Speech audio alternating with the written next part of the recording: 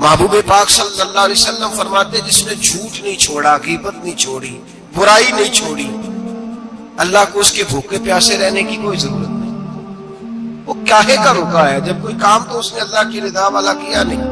روزہ رکھ کے دغا کر رہا ہے، روزہ رکھ کے جھوٹ بول رہا ہے، روزہ رکھ کے کم ماپ رہا ہے، تول رہا ہے، دھوکہ دے رہا ہے، رشوت لے رہا ہے، فراڈ کر رہا ہے، حرام کا مال اکٹھا کر کے کہتا ہے اس میں سے چلو 10 دیگے بھی پکا دے گے۔ وہ بھائی جو کام اللہ نے تجھے کرنے کو حکم دیا تھا جب تو وہ بجا ہی نہیں لا رہا، مقصد روزہ ہی تو حاصل لعلکم تتقون۔ روزے کا مقصد یہ ہے کہ تو پرہیزگار ہو جائے۔ میرے نبی پاک علیہ الصلوۃ والسلام کی بارگاہ عالی مرتبت میں 2 عورتیں آئیں، یہ چیزیں کھا لو، کہنے لگی محبوبہ ہم نے روزہ رکھا ہوا ہے۔ فرمایا نہیں تمہارا تو روزہ نہیں ہے، حضور رکھا ہوا ہے روزہ، سحری سے لے کر اب تک کچھ نہیں کھایا، شام تک بھی نہیں کھائیں گی۔ محبوب نے فرمایا ذرا کہہ تو کرو، الٹی تو کرو۔ کہہ کی تو ان کے حلق سے خون بھی نکلا اور گوشت کے لوتھڑے بھی نکلے، پھوٹیاں بھی نکلی۔ نبی پاک نے فرمایا وہاں بیٹھ کے تم نے اپنے جاننے والوں کی غیبت نہیں کی، چغلی نہیں کھائی؟ خاموش ہو گئی، گردنیں جھک گئی۔ نبی پاک نے فرمایا تم نے قرآن نہیں پڑھا کہ جو اپنے بھائی کی غیبت کرتا ہے وہ مردہ بھائی کا گوشت کھاتا ہے؟ تو گوشت کھا کے بھی تمہارا روزہ رہ گیا ہے۔ اس طرح کا روزہ ہے کہ صاحب روزہ رکھ کے نہ رکھنے والوں پہ تنقید کرتے ہیں۔ تراویحاں پڑھ کے نکلے ہیں تو کہتے ہیں میں اکیلا ہی نیک ہوں، باقی تو محلے میں کوئی پڑھتا ہی نہیں۔ یہ کیسا تیرا روزہ ہے کہ تو روزہ رکھ کے تو اس کے مقصد کو ہی نہیں سمجھا؟ لعلکم تتقون۔ روزہ دار تو وہ ہے کہ روزہ رکھا ہوا ہے، کھانے بھی سے رکا ہے، پینے سے بھی رکا ہے، عمل زوجیہ سے بھی رکا ہے، پھر وہ جھوٹ سے بھی رکے، غیبت سے بھی رکے، بدنگاہی سے بھی رکے، حرام خواری سے بھی رکے ساری چیزوں سے۔ یہ بتلائیے کہ روزے کی حالت میں اپنی بیوی کے پاس جانا منع ہے تو غیر محرم کو دیکھنا جائز ہے؟ ہمارے ٹی وی پہ میں نے پہلے بھی کہا تھا کہ ہم ٹھیکیدار اور ذمہ دار نہیں ہیں مذہب کے۔ یہاں ہمارے آنے سے پہلے بھی کوئی بیٹھا تھا، ہم مریں گے تو یہاں ہم سے بڑے بڑے نیک لوگ بیٹھیں گے، کوئی بندہ ذمہ دار نہیں ہے۔ بڑے بڑے کج کلا، صاحب جبہ و دستار، بڑے بڑے صاحب بصیرت، آئمہ، فقہاء، علماء، زعماء، نقباء، صوفیاء، اولیاء، غوث، کتب ابدال، اوتاد، کتب الاقطاب، جانے کون کون آئے، علماء آئے، مفسرین آئے، محدثین آئے، گزر گئے۔ ہم تو خاک نشی لوگ ہیں، تھوڑا کام کرنے والے، تھوڑی صلاحیت رکھنے والے۔ لیکن بھائی اگر کرتے ہیں تو ایک کام کرتے ہیں، ساتھ دوسرا نہیں کرتے۔ یہ کس طرح کا دین سکھانے لوگ نکلے کہ شوال سے لے کر شعبان تک گانا سنایا جائے گا، شعبان سے لے کر شوال تک ناچ گانا کیا جائے گا، شوال سے لے کر شعبان تک دھما چوکڑی ہوگی، رمضان آئے گا تو حدیثیں سنائی جائیں گی، رمضان آئے گا تو لوگوں کو قرآن پڑھ کے سنایا جائے گا۔ یہ مذہب باج نہیں ہے کہ گویے مذہب سکھائیں گے، ایکٹر مذہب سکھائیں گے۔ یہ مذہب باج نہیں ہے کہ ایک گلاس کے اندر پہلے شراب پی لو، پھر اسی گلاس میں رمضان آئے تو شہد بانٹنا شروع کر دو۔ یہ باج نہیں، یہ میرے رسول اللہ کا مذہب ہے۔ اگر تمہیں شوق ہے دین سیکھنے سکھانے کا، یکم رمضان کو توبہ کرو اور کہو کہ ہم ٹی وی پہ بیٹھ کے حدیثیں سنائیں گے تو سارا سال سنائیں گے، اور جس زبان سے حدیث نکلے گی پھر اس سے کبھی گندا گانا نہیں نکلے گا، پھر کبھی ناچ گانا نہیں ہوگا۔ یہ کون سا مذہب ہے جو بیویاں سکھا رہی ہیں؟ یہ کون سا دین ہے جو عورتیں سکھا رہی ہیں؟ میرے رسول پاک صلی اللہ تعالی علیہ وآلہ وسلم کا وہ مذہب ہے کہ میرے اعلیٰ حضرت فاضل بریلوی رحمت اللہ علیہ نے فرمایا مرد کے لیے جائز نہیں کہ وہ عورت کی زبان سے میلاد بھی سنے، نعت بھی سنے۔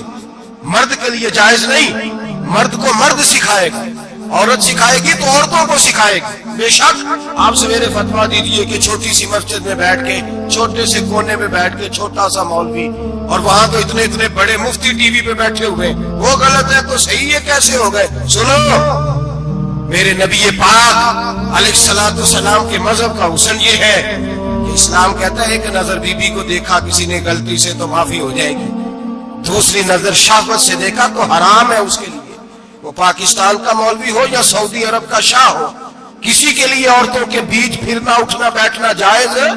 میرے نبی پاک صلی اللہ تعالی علیہ وسلم نے فرمایا ہے میں عورتوں سے مصافحہ کرنے نہیں آیا.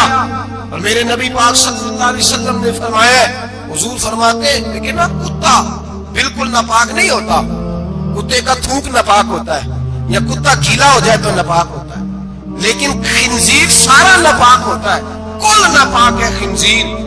نبی پاک نے فرمایا خنزیر بھی ہو اور گند میں لتھڑا ہوا بھی ہو، پیشاب میں لتھڑا ہوا ہو، گوبر میں لتھڑا ہوا ہو، پخانے اور فضلے میں لتھڑا ہوا خنزیر ہو، اس کا جسم تیرے ساتھ ٹکرا جائے تو اتنا برا نہیں جتنا غیر محرم عورت کا وجود تیرے ساتھ ٹکرا جائے تو برا ہے. اس حد تک میرے نبی پاک صلی اللہ علیہ وسلم اور گنبد کے معاملے میں فتویٰ دینے والے، یا رسول اللہ کہنے پر کفر کا فتویٰ دینے والے اور بڑی بڑی باتیں کرنے والے خاموش کیوں ہو گئے؟ یا ایھا الذین آمنوا لا تتخذوا اليہود والنصارى اولیاء. اللہ فرماتا ہے یہودیوں اور عیسائیوں کو دوست نہ بناؤ، یہ تمہارے دوست ہو سکتے، یہ تمہارے سجن ہو سکتے. جب عرش کا مالک کہہ رہے سجن نہیں ہو سکتے تو دوستی کی بات کیسے بڑھا رہا ہے؟ یا رسول اللہ ہمارے سجن کون ہو سکتے ہیں؟ فرمایا تمہارا دوست وہ ہو سکتا ہے جو محمد عربی کا غلامی کرنے والا ہو، جو رسول اللہ کی نوکری کرنا ہو دوست ہوگا. دوسرا دوست ہو سکتا کوئی ایکٹر مذہب نہیں سکھائے گا، کوئی گویہ مذہب نہیں سکھائے گا. حضرت جناب سیدنا جنید بغدادی بغداد کے پیر سے کسی نے پوچھا تھا آج سے 1100-1200 سال پہلے، وہ تو زمانہ ویسے نیکی اور پرہیزگاری کا تھا، کہا بابا جی مرد اور عورت نیک ہو بغیر پردے کے، بغیر حجاب کے، بغیر دیوار کے بیٹھ کر ایک دوسرے کو دین سکھا سکتے ہیں؟ حضرت صاحب بتائیے مرد اور عورت نیک ہو تو بغیر پردے اور حجاب کے ایک دوسرے کو دین سکھا سکتے ہیں؟ حضرت جنید بغدادی فرمانے لگے سکھانے والا حسن بصری ہو اور سیکھنے والی رابعہ بصری ہو تو پھر بھی بغیر پردے کے بیٹھنے کی اجازت نہیں. تو مفتی صاحب کو اجازت کس نے دی؟ مولانا صاحب کو اجازت کس نے دی؟ بڑا وہ نہیں ہوتا جو ٹی وی پہ زیادہ آتا ہے، بڑا وہ ہوتا ہے جو رسول اللہ کے دین پہ عمل زیادہ کرتا ہے. حضرت عبداللہ ابن مسعود رضی اللہ تعالیٰ عنہ فرماتے زیادہ باتیں کرنے والا عالم نہیں ہوتا. حضور پھر عالم کون ہوتا ہے؟ فرمایا پڑھو قرآن، انما یخشی اللہ من عبادہ العلماء. فرمایا بڑا عالم وہ ہوتا ہے جو اللہ سے زیادہ ڈرتا ہے. اس لیے کہ رب فرماتا ہے میرے بندوں میں سے جو عالم وہ ہے جو اللہ سے زیادہ ڈرتے ہیں، خوف رکھتے ہیں. تو میرے بھائی رمضان المبارک میں بچنا ہے، پرہیز کا وقت ہے، تو کوئی شخص بھی کوئی شو نہ دیکھے، میری منت ہے آپ اللہ، کوئی شو نہ دیکھے. عورت کا تو پردہ ہے تو ہمیں تو تماشے پہ لگا دیا گیا، عجیب قسم کے ایکٹر آ گئے اور مذہب سکھا رہے ہیں. میری اپیل ہے آپ سے کہ سحری افطاری کے وقت ٹیلی ویژن بند رکھیں. کیا چیز کھول کے رکھیں؟ یا قرآن کھول کے رکھیں یا رسول اللہ کا فرمان کھول کے رکھیں.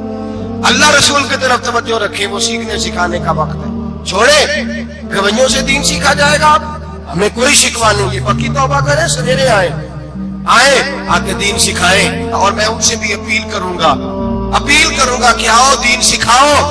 حضرت فضیل بن عیاض فرماتے ہیں میں ڈاکو تھا، کبھی کبھی چھپ چھپا کے جمعہ پڑھا کرتا تھا، پھر میں نے توبہ کی تو سچی توبہ کی، پھر میں نے توبہ کی تو رب کو راضی کرنے والی توبہ کی، پھر میں نے توبہ کی تو چھوڑی ہر شے، غریبوں کا لوٹا ہوا مال واپس کیا، جس کے پیسے نہ دے سکا اس کے گھر میں جا کے اس کی بھینسوں کو چارہ ڈالا، اس کے اونٹوں کی خدمت کی، میں نے قرضے چکائے.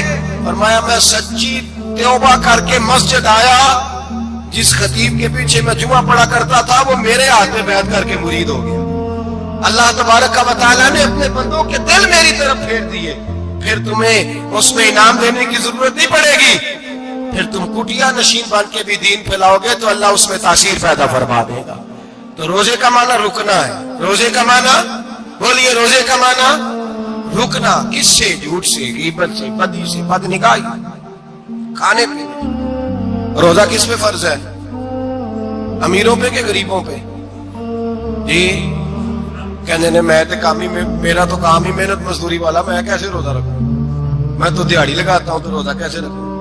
میں نے نہیں کسی حدیث میں پڑھا کہ روزہ وہ رکھے جو دفتر میں بیٹھتا ہے. صحابہ کے زمانے میں تو دفتر ہوتے ہی نہیں تھے، کسی جگہ نہیں لکھا ہوا روزہ وہ رکھے گا جو اے سی میں بیٹھتا ہے، تب تو اے سی تھے ہی نہیں. حضرت ابو بکر صدیق رضی اللہ تعالیٰ عنہ سے لے کر جناب بلال تک سارے اپنے ہاتھ سے کام کرتے تھے، سارے اپنے ہاتھ سے کام کرتے تھے، سارے۔ حضرت عمر فاروق رضی اللہ تعالیٰ عنہ خلیفہ وقت ہونے کے باوجود مال غنیمت کے اونٹ چرنے جاتے تھے تو چراگاہ میں چھوڑنے بھی جاتے تھے، لینے بھی آتے تھے واپس۔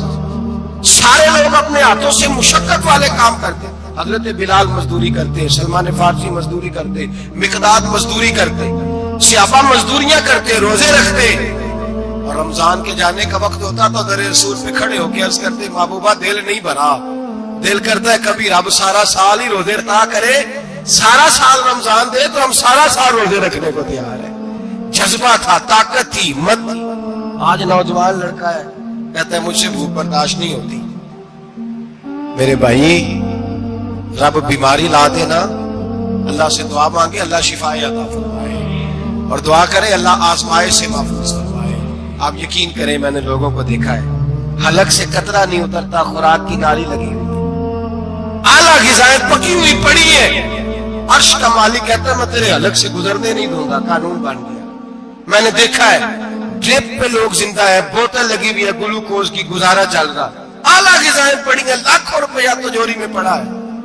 مالک کہتا ہے تو نہیں کھا سکتا تو وہ کھانے نہیں دیتا، نہیں کھانے دیتا۔ ایک شخص یورپ کے علاقے کا، میں کسی کالم نویس کا پڑھ رہا تھا، وہ کہتا ہے میری کھربوں میں جائیداد ہے لیکن میرے معدے میں ایسی تکلیف ہے کہ میں آٹے کو چھان کر جو اوپر سے پورا نکلتا ہے صرف وہ کھا سکتا ہوں، اس کے علاوہ میں کائنات کی کوئی نعمت کھا نہیں سکتا۔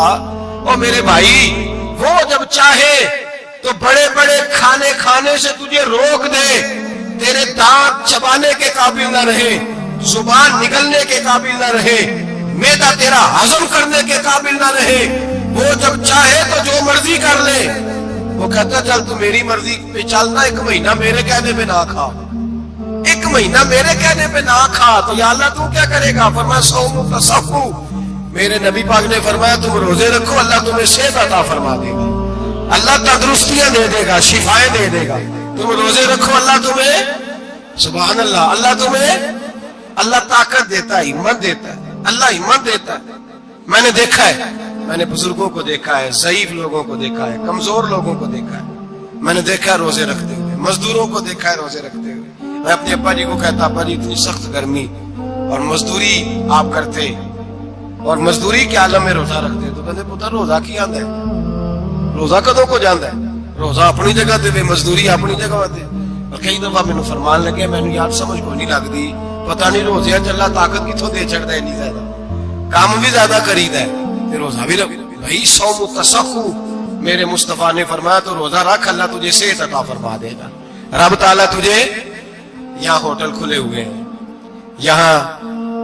یہاں عجیب حالات ہیں، ہوٹل کھلے ہوئے ہیں، لوگ بہانے ڈھونڈتے پھرتے ہیں، کہتے ہیں کاٹ لگ گیا تھا ذرا تھوڑا سا خون نکلا ہے، سنی پلاس لگائی ہے تو روزہ نہیں رکھا، یہ ذرا مجھے تھوڑی دقت ہو گیا تو میں نے روزہ نہیں رکھا، کھانسی لگ گئی ہے تو روزہ نہیں رکھا۔ او خدا کے بندے روزہ تو نعمت ہے، اور سبحان اللہ میرے نبی پاک نے فرمایا لکل شیء زکات وزکات الجسد الصوم، فرمایا ہر شے کی زکات ہوتی ہے، وجود کی زکات روزہ ہے، روزے رکھو جسم کی زکات نکل جائے گا۔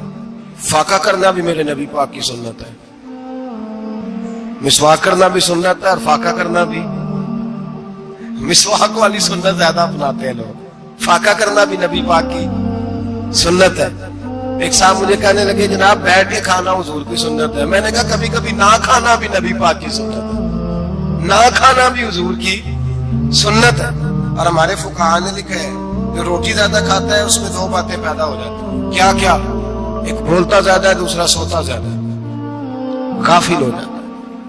فقہ اور حکیم اطباء ڈاکٹر کہتے ہیں کہ پیٹ خالی رہے نا جس آدمی کا، اس کا حافظہ مضبوط ہوتا ہے، اس کے ذہن کی گرہ کھلتی ہے۔ زیادہ کھانے سے تو خماری چڑھتی ہے، دماغ ڈھونڈتے پھرنا روٹی کدھر سے آج اچھی ہے، گھر میں نہیں پکی تو ہوٹل چلے جانا، کھانے کے سوا اور کام ہی کوئی نہیں۔ وہ صاحب میرے نبی پاک علیہ السلام نے فرمایا کافر 7 آنتوں سے کھاتا ہے، 7 آنتوں سے، اور فرمایا میرا مومن 1 آنت سے کھاتا ہے، اس کے وجود میں کھانے والی 1 آنت ہے، کافر 7 آنتوں سے کھاتا ہے۔ فاقہ کشی سے نورانیت پیدا ہوتا ہے، کم کھانا۔ دیکھیں نا نبی پاک صلی اللہ علیہ وسلم نے اللہ سے فاقہ مانگ کے لیا ہے، یا اللہ ایک وقت روٹی دے، ایک وقت کا فاقہ دے، مانگ کے لیا ہے نبی پاک مانگ کے۔ حضرت ابو ہریرہ رضی اللہ تعالیٰ عنہ فرماتے ہیں بھوک زیادہ لگتی تھی نا جب مجھے، تو میں حضرت عمر سے، ابو بکر سے، عثمان، مولا علی سے کوئی مسئلہ پوچھ لیتا تھا، اور جب میں مسئلہ پوچھتا تھا تو وہ مجھے روٹی کھلا دیتے تھے۔ جب میں ان سے مسئلہ پوچھتا تو وہ مجھے، حضرت ابو ہریرہ فرماتے ہیں مجھے بھوک لگی، میں حضرت عمر کے پاس گیا، ان سے مسئلہ پوچھا۔ ان کا رواج تھا جب میں مسئلہ پوچھتا تو پہلے روٹی کھلاتے۔ ہمارے بزرگ یہ فرماتے ہیں کہ کھانے کھلا کے دین پڑھاؤ، صرف تمہارا کتب خانہ نہیں کھلا ہونا چاہیے، تمہارا دسترخوان بھی کھلا ہونا چاہیے۔ کسی نے نبی پاک صلی اللہ علیہ وسلم سے پوچھا تھا بہترین مسلمان کون ہے؟ حضور نے فرمایا جو سلام لینے میں پہل کرے اور روٹی زیادہ کھلائے، جو روٹی ہر وقت فکر کرے آ یار تو روٹی کھا لے، روٹی کھانے کی طرف توجہ دلائے۔ کھلانا سنت ہے، زیادہ کھانا اس میں بھی فرق رکھے۔ تو نبی پاک صلی اللہ علیہ وسلم کے صحابی حضرت ابو ہریرہ رضی اللہ تعالیٰ عنہ فرماتے ہیں میں نے حضرت عمر سے مسئلہ پوچھا، میں نے کہا حضور مسئلہ بتائیں، تو کہتے پہلے ان کی عادت تھی جب میں مسئلہ پوچھتا تو روٹی بھی کھلاتے، آج انہوں نے مسئلہ ہی بتایا ہے، روٹی کوئی نہیں کھلائی۔ تو مجھے کہنے لگے ابو ہریرہ تو سوچتا ہوگا روٹی نہیں اس نے پوچھی، تو نے کب سے کھانا نہیں کھایا؟ میں نے کہا صبح سے۔ تو جناب عمر کہنے لگے میں نے کل صبح سے نہیں کھایا۔ چل ابو بکر صدیق کے گھر مسئلہ پوچھتے، کہتے جناب صدیق اکبر کے دروازے پہ گئے، جا کر کے ان سے مسئلہ پوچھا۔ ان کی بھی عادت تھی جب کوئی مسئلہ پوچھنے جاتے تو دسترخوان بچھا لیتے، کہتے آؤ روٹی بھی کھلاتا ہوں مسئلے بھی بتاتا ہوں۔ کہتے گئے تو انہوں نے بھی مسئلہ بتایا، روٹی کوئی نہ پوچھی۔ تو کہنے لگے عمر ابو ہریرہ تم لوگوں نے کل پرسوں سے نہیں نہ کھایا ہوگا، اور ابو بکر کو 4 دن گزر گئے ہیں، تھوڑا سا دودھ ملا ہے یا کھجور ملی ہے، روٹی کوئی نہیں ملی، چلو در رسول پہ چلتے ہیں، آؤ حضور کی بارگاہ میں۔ کہتے ہیں نبی پاک کی بارگاہ میں آئے، حضور نے چہرے دیکھے، کریم سے مسئلہ نہیں پوچھنا پڑا۔ میرے مصطفیٰ کریم نے فرمایا بھوک لگی ہوئی ہے تم تینوں کو، 3-4 دن ہو گئے؟ اللہ کے رسول نے فرمایا مجھے پورا ہفتہ ہو گیا ہے۔ سبب کچھ اور ہے جس کو تو خود سمجھتا ہے، زوال بندہ مومن کا بے زری سے نہیں، بھوک نقصان کا وجہ نہیں بنی، وجہ کوئی اور بنی ہے۔ رشوتیں جو بازار گرم ہوئے ہیں لوٹ مار کے، یہ روٹی کے لیے نہیں، یہ زیادہ کھانے کے لیے، یہ بینک بیلنس کے لیے گرم ہے۔ یہ لوٹ مار کا مقصد کوٹھیاں بنانا ہے، روٹی کا تو رب کریم کا وعدہ ہے۔ تو جو روز روتا ہے شام کو کہ میرا کاروبار کوئی نہیں، اصل میں کہتا ہے بنگلہ کوئی نہیں، اصل میں کہتا ہے کار کوئی نہیں، پجاروں کوئی نہیں، روٹی تو اللہ عطا فرماتے ہے، اس کا وعدہ ہے۔ فرمایا حضور نے 3 دن بیت گئے، چلو میرا بے تکلف صحابی ابو الحسن انصاری، وہ بڑے نصیب والے ہوتے ہیں جن کو میرے نبی پاک خود کہتے تھے کہ تیری فلانی ذمہ داری ہے۔ اس زمانے کا تو کسی کو کہہ دیا جائے تیری ذمہ داری ہے تو کہتا ہے یہ تو پھٹیکے ڈالنے لگ گیا، یہاں سے تو چھٹی کر دینی چاہیے۔ خوش ہوتے تھے صحابہ کہ ہماری ذمہ داری لگی۔ کہتے ہیں حضرت ابو الحسن انصاری کے گھر گئے، نبی پاک نے فرمایا بھوک بڑی لگی ہے کھانا لا۔ کہتے ہیں حضور نے اسے کہا تو اس آدمی کو تو وجد ہی ہو گیا، اس نے کہا میرے اتنے نصیب کہ حضور کا یہ کھانا کھلا۔ آؤ دیکھو دنیا والوں، آج جو سب سے زیادہ عزت والا ہے وہ میرا مہمان بنا ہوا ہے۔ فرماتے ہیں وہ دوڑے گئے، بکری اٹھائی، ذبح کی، بیوی کو کہنے لگے روٹی تیار کر، ادھر کھجوریں توڑی، انگور توڑے، کہنے لگے حضور آپ جب تک تناول کریں تب تک کھانا پک جاتا ہے۔ حضرت عمر کہتے ہیں روٹی پک کے آئی، بڑا پیارا گوشت، بڑا اچھا سالن، بڑا خوبصورت خلوص والا کھانا۔ فرماتے ہیں میں نے بڑا ہی کھایا۔ نبی پاک نے نہ ایک روٹی لی اور چھوٹی چپاتی، تھوڑا تھوڑا سالن کونوں سے، اور جب نبی پاک نے کھا لیا تو حضور کی آنکھوں میں آنسو آئے۔ حضرت عمر کہنے لگے حضور روئے کیوں؟ نبی پاک نے فرمایا سوچتا ہوں 7 دن کے فاقے کے بعد کھایا ہے، پر ڈرتا ہوں رب اس کا حساب پوچھے گا تو جواب کیسے دینا ہے، اس کا حساب بھی تو دینا ہے نا جو کھایا ہے۔ تو حضرت عمر فاروق کے ہاتھ میں کچھ چیز تھی، زور سے زمین پہ ماری، کا محبوبہ 7 دن کے بعد بھی روٹی کھائے تو حساب دینا ہے۔ نبی پاک فرمانے لگے عمر وہ مالک ہے نا، تو جب دیتا ہے تو حساب نہیں لے سکتا، حساب تو دینا ہے، حساب تو دینا ہے، تیاری رکھو۔ صحابہ کرام فرماتے ہم نے ارادہ کیا کہ آج کے بعد ہم پھر فاقے کریں گے، کم کھائیں گے، اس لیے کہ حساب دینا ہے۔ میرے بھائی وہ فاقہ کشی کرتے تھے، ڈرتے تھے۔ یہاں تو لوگ کھا کے بیمار ہیں، کھاتے جا رہے ہیں، سوتے جا رہے ہیں، کھاتے جا رہے ہیں، سوتے جا رہے ہیں۔ یہ بھی وقت آئے گا رمضان شریف کا، सवेरे दर्स पे आओ, कहते नींद बड़ी आती है। सवेरे 2 सिपारे पढ़ के सोया करो, कहते शाम नींद बड़ी आती है। फजर के बाद जो वक्त होता है अल्लाह अल्लाह करने का, शहरी का, खाते जा रहे हैं सो। लोग जमात से नमाज नहीं पढ़ते सो जाते, जमात का सवाब छोड़ के सो जाएंगे। भाई रमजान मुबारक में फाका कशी की ट्रेनिंग होती है, फाका कशी की तरबियत ले। रमजान में रोके अपने आप, तरबियत होगी। और हमारे सूफिया फरमाते हैं जो ज्यादा खाता है उसका नफ्स उसको ज्यादा पे माइल करता है, ख्वाहिशात नफ्स पैदा होती है। मेरे नबी पाक अलैहिस्सलाम ने जवानों को हुक्म दिया है, या माशर अल शबाब, ओ जवानों। या रसूलल्लाह क्या हुक्म है? फरमाया या निकाह कर लो अगर ताकत है, नहीं ताकत तो रोजे रखो। हुजूर रोजे से क्या होगा? फरमाया तुम्हारा नफ्स कुचला जाएगा, शैतान वसवसा अंदोजी नहीं करेगा। आज नौजवान बढ़ बढ़ के खाता है, बहुत ज्यादा खाता है, कभी इस होटल से खाता है, कभी उस होटल से खाता है। इतना ज्यादा खाएंगे तो नफसानी कुव्वतें उछल करके आएंगे, मुश्किल हो जाएगा। शादियां देर से होती है, माँ बाप आंखें बंद करके बैठे हुए हैं। अगर माँ बाप की जिम्मेदारी हो और माँ बाप निकाह न करे तो नबी पाक ने फरमाया बच्चे गुनाह करेंगे तो जितना गुनाह बच्चे को उतना बाप को भी होगा। तो माँ बाप चुप है, दूसरा शादी मुश्किल बड़ी है, महंगी बड़ी, और तीसरा नहीं कर रहे कुछ लोग तो रोजे भी नहीं रख रहे। तो रमजान उनके लिए भी वक्त है, नफसानी कुव्वतें कुचली जाएंगी। खाना जितना कम खाया जाएगा उतना वजूद के अंदर नफसानी ख्वाहिशात कम पैदा होगा। तो रमजान तो प्रैक्टिस है मुजाहिदे की, दीन की। और दूसरा, मेरे हबीब पाक सल्लल्लाहु अलैहि वसल्लम ने फरमाया है, हुजूर फरमाते हैं कि रमजान और कुरान का आपस में रिश्ता है। कुरान पाक कितना पढ़ना चाहिए रोजाना? ज्यादा से अल्लाह जज़ा दे, उम्मीद है आप ज्यादा से ज्यादा ही पढ़ते होंगे। भाई सुने, हदीस मुबारका में नबी पाक ने फरमाया रमजान और कुरान दोनों मिल के ना, बड़ी प्यारी हदीस है, फरमाया दोनों मिल के अल्लाह की बारगाह में मेरी उम्मत की सिफारिश करेंगे। रमजान और अल्लाह किस तरह? नबी पाक फरमाते हैं रमजान कहेगा ए अल्लाह दिन के वक्त मैंने इसे तेरी रजा के लिए खाने पीने से बाज रखा, और कुरान कहेगा या अल्लाह रात को तेरी रजा के लिए खड़ा होकर ये कुरान सुनता। रमजान और कुरान दोनों सिफारिश करेंगे। हम ना बड़ा कुछ पढ़ते हैं, सुनते हैं, सीखते हैं, आप यकीन करें ये खाते भाई का भाई से इख्तलाफ हो जाए ना तो वो 30 साल पुराने खाते खोल के ले आता है, सारी रात ढूंढता है कि मेरे पैसे कहां से निकलते हैं, पढ़ लेता है। कुरान पाक की बारी आती है तो नहीं पढ़ते कुरान पाक। अब्बा जी का खत्म होता है तो मांगते फिरते हैं, कहते 2 कुरान पाक 10 कुरान पाक। ये बातें बतानी नहीं चाहिए, करनी नहीं चाहिए, लेकिन चूंकि तरबियत के लिए बैठा हूं तो कर देता हूं। मेरे शागिर्दों से पूछें, यहाँ मदरसा है अल्हम्दुलिल्लाह, दर्जनों तलबा है, असातिज़ा है, मेरे पीर भाई हैं, और मेरा ये दावा है कि शायद कोई किसी से इतना प्यार करता और इतने मेरे शागिर्द और मुरीद मुझसे करते हैं, लेकिन मैंने कभी किसी से नहीं कहा कि जरा सूरत फातिहा पढ़ के देना, मैंने अपने अब्बा जी को सवाब देना है। पूछ ले किसी से नहीं कभी कहा, कभी नहीं मैंने कहा कि जरा मुझे थोड़ा सा कुरान पढ़ दे।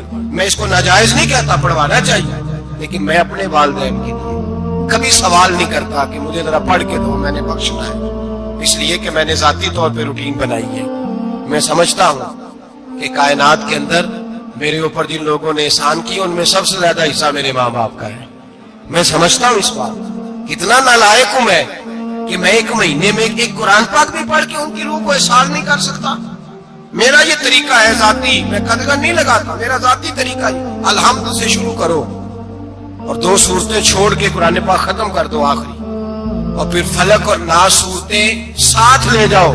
यहाँ बैठ के साले सवाब नहीं करना, खत्म नहीं दिलाना, साथ ले जाओ, कब्र पे खड़े हो जाओ और फलक और नास सूरतें कब्र पे बैठ के तिलावत करो। और जो कुरान मजीद पढ़ा है उनकी रूह को वहां इसाल करो। ओ भाई, औलाद जब माँ बाप के लिए पढ़ती है तो उसे कहना नहीं पड़ता अल्लाह बख्श दे, इसलिए कि औलाद की नेकियां खुद ब खुद माँ बाप के खाते में जमा होती है, खुद नेकियां जमा होती है। मेरे भाई, तू बच्चों से ये तो मुतालबा करता है कि बेटा इस साल रमजान मुबारक में मेरे लिए सत्तू जरूर बनाना, फलानी चटनी जरूर तैयार करना, ये क्यों नहीं कहता बीवी से कि डिशे कम बनाना? तू भी बैठ के कुरान पाक पढ़, मैं भी कुरान पाक पढ़ता। इधर आओ बेटा, यहाँ बैठ के तिलावत करो, मैं भी करता हूँ। बेटी इधर आओ, बैठ के कुरान पाक पढ़ो। कितना वक्त लगता है?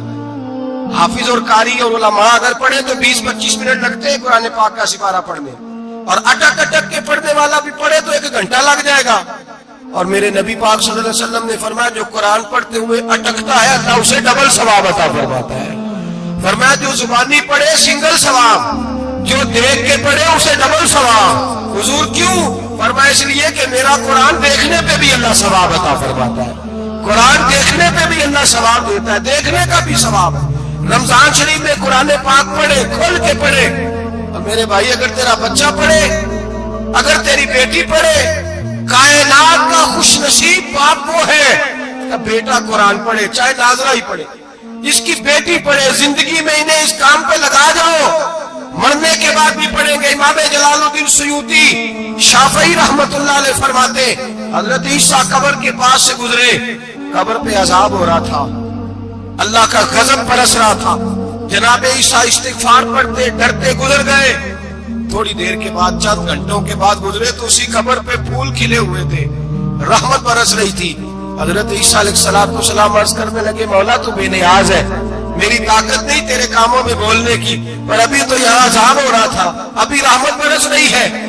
جناب عیسیٰ کہتے ہیں آواز خدا بندی آئی, عیسیٰ بندہ بڑا گناہگار تھا, پاپی تھا, مجرم تھا, خطا کار تھا, لیکن جب اس کا انتقال ہوا, اس کی بیوی حاملہ تھی, اس کے پیٹ میں بچہ تھا, بچہ اس کے انتقال کے بعد پیدا ہوا. آج وہ 4-4.5 سال کا ہوا ہے, مکتب میں گیا ہے, مدرسہ میں گیا ہے, استاد نے بسم اللہ شریف پڑھائی ہے. فرمایا اس نے توتلی زبان سے کہا ہے بسم اللہ الرحمن الرحیم. کہ ایسا مجھے بتلا, اس زمین پر وہ معصوم جسے ابھی رحمان اور رحیم کہنا نہیں آتا, وہ توتلی زبان سے مجھے رحمان اور رحیم کہے, اور میں اسی زمین پہ اس کے باپ کو عذاب دوں. فرمایا اس نے ایک بار رحمان اور رحیم کہا ہے, میں نے اس کی باپ کی قبر کو نور سے معمور فرما دیا ہے, نور سے بھر دی ہے قبر, برکت سے بھر دی ہے. اللہ کرے میرے بیٹے بھی قرآن پڑھے, اللہ کرے میری بیٹیاں بھی قرآن پڑھے, اللہ کرے ہم سب کی اولادیں قرآن پاک پڑھے. لیکن امام اعظم ابو حنیفہ رمضان میں 61 قرآن پاک پڑھتے تھے. کتنے؟ 60 ٹیک. اللہ اکبر. ایک قرآن پاک دن میں پڑھتے پورا, ایک رات کو پڑھتے, ایک تراویح میں پڑھتے. 61 قرآن پاک امام صاحب پڑھتے. آپ فرماتے میں نے چھوڑ دیے سارے وظیفے, میں صرف رسول اللہ کا قرآن پڑھتا ہوں. رمضان سارا قرآن پاک, سارا رمضان. اب تو عادت ہی نہیں رہی ہمیں قرآن پاک. اگر لوگ ناراض نہ ہو تو محفل نعت ہوتی ہے, تو تلاوتیں کتنی ہوتی ہیں, اور نعتیں ہم نے ذوق ہی نہیں بنایا, ذوق ہی نہیں بنایا ہم نے تلاوت قرآن کا. اس لیے کہ قراء, علماء, فقراء ان کو ہم تیار ہی نہیں کر رہے, ہم تو ایکٹر پال رہے ہیں جو پیسے لیتے ہیں نعت خوانی کے. معاذ اللہ. او میرے بھائی, کیا قرآن میرے نبی کی نعت نہیں؟ حضرت عائشہ صدیقہ رضی اللہ تعالیٰ عنہ کے پاس صحابہ گئے, کہنے لگے اماں جی ہمیں نبی پاک کا اخلاق بتلائیں. اماں جی کہنے لگی جاؤ جا کے قرآن پاک پڑھو. قال خلقہ القرآن, سارا قرآن میرے نبی کے اخلاق کا ہی نام ہے. یہ ساری نعت ہے, یہ ساری نعت. اس نعت کو سننے لوگ کیوں نہیں آتے؟ اتنا رش میں اپنے نعت پہ, اتنا تراویح پہ کیوں نہیں ہوتا؟ اور ملت کا جوان یاد رکھے, پورے تراویح پڑھتے ہیں, ضعیف تراویح پڑھتے ہیں, گھٹنوں میں درد ہے تراویح پڑھتے ہیں, بیمار بوڑھے تراویح پڑھتے ہیں. جوان وہاں چوک میں کھڑے. کیا جوانی اس لیے ہے چوکوں میں کھڑا ہوا جائے؟ کیا جوانی اس لیے ہے کہ سعودی عرب جانے کے لیے پاسپورٹ بنانا ہو تو 2.5 گھنٹے کھڑا رہے, تو شناختی کارڈ کے دفتر تو کھڑا رہے, پروٹیکٹر کے لیے کھڑا رہے, کافروں کے سامنے کاسا لیسی کرنے کے لیے تو کھڑا رہے, تو نوکری پہ جائے تو ساری رات کھڑا رہے, اور تو قرآن کے لیے کھڑا نہیں ہوتا؟ میرے محبوب نے فرمایا من قام ایمانا واحتسابا غفر لہ ما تقدم من ذنبہ. فرمایا جو رمضان المبارک میں اللہ کی رضا کے لیے گناہوں کی معافی کے ارادے سے قیام کرے گا, راتوں کو عبادت کرے گا, اللہ اس کے پچھلے سارے گناہ معاف فرما دے گا. نوجوان ارادہ کریں, پروگرام بنائیں. انشاءاللہ قرآن پڑھنا بھی ہے, قرآن پڑھوانا بھی ہے, سننا بھی ہے, اور انشاءاللہ بولیے سننا بھی ہے اور پڑھنا بھی ہے اور پڑھانا بھی. ہمت کریں, دلیری کریں, آ کے کھڑے تو ہو, اللہ توفیق عطا کرے گا. پہلی بات یہ کہ روزہ رکھیں, دوسری بات یہ کہ قرآن پاک کی تلاوت کریں, اور روزہ رکھیں تو روزے کے سارے حسن سمیت اسے رکھیں. نبی پاک نے فرمایا رمضان غمخواری کا مہینہ ہے, غمخواری کریں. ہمارے زمانے میں دو قسم کی تکلیفیں ہیں. ایک تو غریب آدمی، اس کا حال یہ ہے کہ وہ مانگ کا ہی گزارا کرنا چاہتا ہے. اس نے ہاتھ یوں کر لیا ہے تو اب اس کا یوں ہونے کو تیار نہیں. ضرورت اگر کسی آدمی کو کسی دروازے پہ لے جاتی ہے تو برا نہیں، لیکن سوال کا اپنے اوپر دروازہ کھول لینا یہ ٹھیک نہیں. فاقہ کشی پیدا کریں، حوصلہ پیدا کریں، تھوڑے پہ گزارا کرنا سیکھیں. غریبوں کو بھی اجازت نہیں کہ وہ نکل کھڑے ہوں میدان میں مانگنے کے لیے. ٹولیاں نکلتی ہیں رمضان میں، جتھے نکلتے ہیں خیرات کٹھی کرنے. بچیں. میرے نبی پاک صلی اللہ علیہ وسلم نے فرمایا جس نے بغیر ضرورت کے سوال کیا جب قیامت کے دن آئے گا تو اس کے چہرے کے اوپر گوشت نہیں ہوگا، صرف ڈھانچہ ہی ہوگا. اتنی بھیانک صورت میں آئے بغیر اشد ضرورت کے سوال نہ کر، کبھی سوال نہ کر. اور امیروں سے گزارش ہے کہ رمضان ہمدردی کا مہینہ ہے. ہمدردی کریں تو سامنے والے کی عزت کا بھی خیال کریں. یہ بات درست ہے کہ غریب سیاڑا نہیں ہوتا، اس لیے کہ جس کی جیب میں پیسے نہیں ہوتے بھائی اسے عقل بھی نہیں ہوتی. جس کے گھر کار نہیں ہوتی اسے چلانے کا طریقہ، جس کے گھر اوون نہیں ہوتا اسے چلانے کا طریقہ بھی نہیں آتا. جس کے گھر میں چیزیں ہوتی ہیں اسے چلانا بھی آ جاتا ہے. جنہیں گھر دانے انہیں کملے بھی اس کے سیاڑے ہو جاتے ہیں. تو چودھری صاحب، سیٹھ صاحب، نواب صاحب آٹا تقسیم کرتے ہیں، کھڑے ہو کے فوٹو کھچاتے ہیں، فیس بک پہ دیتے ہیں، اور ایک آٹے کا تھیلا اور 10 اخباروں میں فوٹو. اللہ سے ڈریں. رمضان ہمدردی کا مہینہ، ہمدردی کا.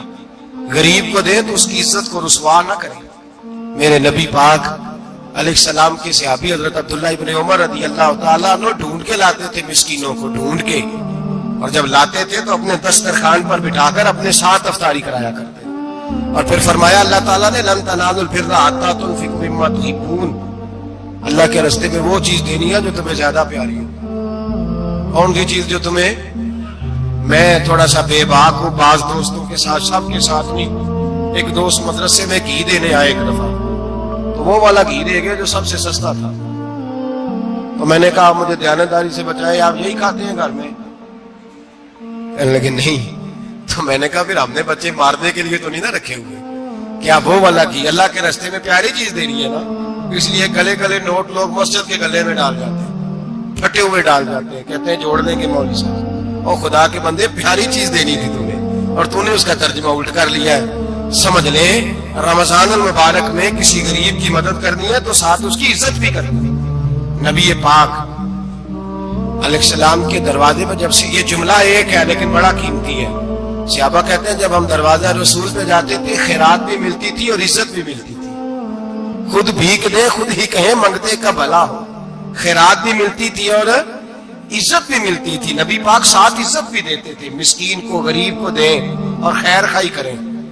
جوتے بیچنے والے جوتوں کے ریٹ سستے کریں، کپڑا بیچنے والے کپڑے کا ریٹ، درزی صاحب بھی ریٹ سستا کریں، دکاندار بھی چیزوں کا ریٹ، حکیم صاحب پیسے کم لیں، ڈاکٹر پیسے کم کریں، حکومت نرخوں میں کمی کرے، اور یہ کام اجتماعی طور پہ کریں. میرے نبی پاک نے فرمایا رمضان غمخواری کا مہینہ ہے، اس میں غمخواری کرنی ہے، دوسرے کا خیال کریں، اظہار کریں، قربانی کریں.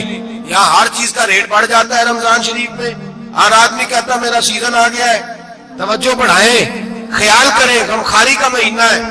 اور پھر آپ لوگوں سے یہ بھی گزارش ہے کہ رمضان المبارک کا جب مہینہ آئے تو جس آدمی کے ساتھ نیکی کرنی ہے وقت پہ کریں. کسی غریب کو پیسے دینے ہیں، کپڑے دینے ہیں تو یکم رمضان کو دیں. میں اکثر دوستوں سے پوچھتا ہوں، میں کہتا ہوں قاری صاحب نو جوڑا کدو دیندے ہو؟ کہندے ستیویں والے دن. میں کہ مینوں لگ گئی سمجھ تہاڈی سازش ہے کہ سواں کے پا نہ لگے. ایویں مولوی چودھری صاحب دے نال دے کپڑے پا لے تے کتے لکھیا اینو دینا ہے ستیویں. تسی دسو ستیویں والے دن کو درزی سی کے دیندا ہے اونوں 3 گنا بھی پیسے دئیے تے کہندا جڑے باقی نے انہاں دے نہیں بٹن پہ لگدے میرے کولوں کتھوں جوڑا سی کے. تو کس دن دیتے ہو قاری صاحب؟ کیا مقصد ہے؟ پہننے کے لیے دے رہے ہو یا اس لیے دے رہے ہو کہ نہ پہن سکے؟ تو بھائی آپ جب کسی کو کچھ چیز دیں گے تو کب دیں گے؟ جب وہ استعمال کر سکے. غریب کو لوگ فطرانہ دینے جاتے ہیں عید سے 1 دن پہلے، تو کیا کرے گا اس کا؟ نہ تو کپڑے خرید سکا نہ روٹی لا سکا. بلکہ میرے حضرت صاحب فرماتے ہیں رمضان سے پہلے دے دو. رمضان کی نیت کر کے رمضان سے 1 دن پہلے دے دو، اللہ رمضان جتنا ثواب ہی عطا فرمائے گا. رمضان سے پہلے دو جس کو خوش ہے دن، قبل از وقت تیاری کرو. میرے قبلہ صاحب فرمایا کرتے اپنے کپڑے بعد میں، غریب کے بچوں کے کپڑے پہلے، اپنے گھر کی ضروریات بعد میں، غریبوں کی ضروریات، اس لیے کہ اللہ پاک نے ان کا رزق بھی ہمارے گھر بھیج دیا. ہماری ڈیوٹی لگائی ہے کہ تم نے بانٹنے والے بنو، اور یہ ذہن بنائے کہ پتہ نہیں کس کا حصہ تھا جو اللہ نے میرے گھر بھیجا. یہ ذہن بنا کے بانٹو، اور جس کو دینے جائے ہاں آپ کو اجازت ہے تھوڑا بہت پتہ کرنے کی، لیکن تھوڑا بہت تفتیش کرنے کی اجازت، بال کی کھال اتارنے کی اجازت. میں نے دیکھا ہے لوگ غریبوں کا انٹرویو لیتے ہیں، تیرا تو فلانا کمانے والا نہیں، تیرا تو فلاں بچہ. او بھائی بہت سارے غریب ایسے ہیں، بڑے ہیں جو کمانے کی کوشش کرتے ہیں لیکن ان کا سبب نہیں بنتا. ہاں ہے ایسے لوگ جو سعودی عرب چلے گئے ہیں، کہتے ہیں تیرا تو فلاں باہر نہیں گیا ہے، کیا ہے، لیکن سارے سعودی عرب جانے والے بھی مال کمانے کی طاقت نہیں رکھتے. کئی وہاں بھی بیٹھ کے بیچارے قرضوں میں الجھے ہوئے ہیں، وہاں والوں کے ظلم کا شکار ہے، بہت ساری آزمائشوں میں. تو تفتیش کرتا ہے. میرے امام شافعی کا ایک جملہ اگر آپ کو یاد رہ گیا تو بات بن جائے گی. امام شافعی رحمت اللہ، بلکہ حضرت غوث اعظم جیلانی کے پاس وہ بات آپ کو زیادہ فائدہ دے گی. حضرت غوث اعظم جیلانی کو ان کا ایک مرید سمجھانے لگ گیا، کہنے لگا حضرت جی آپ سب کو ہی دیتے رہتے ہیں، ہر بندہ مستحق نہیں ہوتا، ذرا ٹٹول کے دیا کریں. تو غوث اعظم جیلانی فرمانے لگے بھائی مجھے تو لگتا ہے تو بھی ان چیزوں کا مستحق نہیں تھا جو اللہ نے تجھے عطا کر دی ہے. پہلے تو بتا تو مستحق تھا، تجھے اپنی حیثیت اوقات کا پتہ ہے جو اللہ نے تجھے دے دی ہے؟ طاقت تھی، کوالٹی تھی، تیرے اندر وہ صلاحیت تھی. رب نے تو نہیں تیری تفتیش کی کہ تو قابل ہے کہ نہیں، تو اللہ کے بندوں کی تفتیش کرتا پڑتا ہے. امام شافعی فرمایا کرتے، امام شافعی فرماتے رب تجھے پرکھ کے نہیں دیتا، ٹٹول کے نہیں دیتا، رسوا کر کے نہیں دیتا. تو غریبوں کے ساتھ یہ سارا ظلم کیوں کرتا ہے؟ بس پتہ چل گیا وہ ضرورت مند ہے تو دے، اس لیے کہ اجر تجھے غریب نے نہیں دینا، اجر اللہ نے دینا ہے. اور اللہ اجر عمل پہ نہیں دیتا، اللہ تو نیت پہ اجر عطا فرماتا ہے. تو نیت دیکھ تیری کس طرح. تو میرے بھائی غریب کو دے قبل از وقت دے. رمضان مبارک میں چوتھا کام، بات آخری اور چوتھا کام سنیں، رمضان میں دین سیکھیں. شیطان قید ہوتا ہے زیادہ سے زیادہ، اور جب آدمیوں کا پیٹ خالی ہوتا ہے نا تو ذہن جو ہوتا ہے نا وہ بھی اس کا فریش ہوتا ہے. اس میں کوشش کریں دین سیکھنے کی. میرے نبی کریم صلی اللہ علیہ وسلم نے اس دین کو علم کا دین قرار دیا ہے، شعور کا دین قرار دیا ہے، فہم کا دین قرار دیا. نبی پاک صلی اللہ علیہ وسلم نے فرمایا ایک عبادت کرنے والا عشاء کے بعد کھڑا ہو اور فجر تک نماز پڑھتا رہے. ایک عالم دین عشاء پڑھ کے سو جائے، اٹھ کے فجر پڑھ لے، تو وہ 70 عبادت کرنے والوں کا درجہ زیادہ نہیں، عالم کا درجہ پھر بھی زیادہ ہے. اس عالم دین کا درجہ زیادہ ہے، اس لیے کہ وہ لوگوں کو آگاہی دیتا ہے، شعور بخشتا ہے. یہ دین جو ہے یہ، اور نبی پاک صلی اللہ علیہ وسلم نے فرمایا عبادت کرنے والے پر عالم کا درجہ اتنا ہی زیادہ ہے جتنا میرا درجہ اپنے غلاموں پر زیادہ ہے. عالم کو حضور نے اتنا بڑا مقام دیا. دین سیکھیں، شعور حاصل کریں، یہ فقاہت کا دین ہے، شعور حاصل کرنے کا دین ہے. اور نبی پاک صلی اللہ علیہ وسلم نے فرمایا دین کی ایک بات سیکھ لینا 1000 نفل پڑھنے سے زیادہ درجہ رکھتی ہے. دین کی ایک بات سیکھ لینا 1000 جنازے میں شرکت سے زیادہ درجہ رکھتی ہے. دین کی ایک بات سیکھ لینا، میرے نبی پاک صلی اللہ تعالی علیہ وسلم ارشاد فرماتے 1000 مریض کی عیادت کرنے سے زیادہ درجہ رکھتی ہے. فرمایا جس نے رات کے ایک لمحے میں دین کی ایک بات سیکھی، اللہ اسے ساری رات عبادت کرنے سے زیادہ ثواب عطا فرمائے گا. میرے ارشاد فرمایا کرتے جب سیکھنے والے کو یہ ثواب ملے گا تو بتائیے سکھانے والے کو کتنا ثواب ملے گا. اسے اللہ کتنا درد. رمضان آ رہا ہے، شیطان قید ہے، دین پھیلانے کی کوشش کریں، جدوجہد کریں. بڑی نیند آتی ہے فجر پڑھ کے، لیکن اگر کسی کا ارادہ بن جائے کہ دین سیکھنا بھی ہے اور دین بچوں کو، تو پھر کوئی نیند غلبہ. ایک مثال ایک عالم نے سمجھائی. کوئی بزرگ تھے، درویش عالم، ان کے پاس ایک عورت آئی، کہنے لگی میں بچوں کو سویرے بڑا جگاتی ہوں، بچے جاگتے نہیں نماز کے لیے. بڑا عجیب جواب دیا بزرگوں نے، درویش نے، عالم نے. کہنے لگے بی بی کیوں نہیں جاگتے، جگایا کر، بیدار کیا کر، اٹھایا کر. کہنے لگی بڑی جدوجہد کرتی ہوں، اٹھتے نہیں، بیدار نہیں ہوتے. اللہ والے تھے نا. کہنے لگے یہ بتا اگر اس کمرے میں آگ لگ جائے تو پھر بچوں کو کیسے بیدار کرے گی؟ آگ سے بچانے کے لیے کیا کرے گی؟ پھر تو بالوں سے پکڑ بھی گھسیٹنا پڑا تو گھسیٹ کے کمرے سے لاؤں گی، پھر تو چوٹیں لگتی ہیں تو لگ جائے، پھر میں پرواہ نہیں کروں گی۔ آپ فرمانے لگے یوں سمجھ لے جہنم کی آگ جل رہی ہے، اگر تیرے بچے نے نماز نہ پڑھی تو آگ لگ جائے گی، اگر اس نے عبادت نہ کی تو اسے آگ، اب جیسے بھی تجھے اٹھانا پڑتا ہے اٹھا گھسیٹ کے باہر لا، لیکن اس کی نماز قضا، نیند بڑی آ رہی ہے سویرے، لیکن اگر دین نہ سیکھا تو مشکل ہو جائے گی۔ جیسے بھی اپنے آپ کو جگانا چاہیے، ہمت کرنی چاہیے، دلیری کرنی چاہیے۔ ہمیشہ مدحت خیر الانام میں گزرے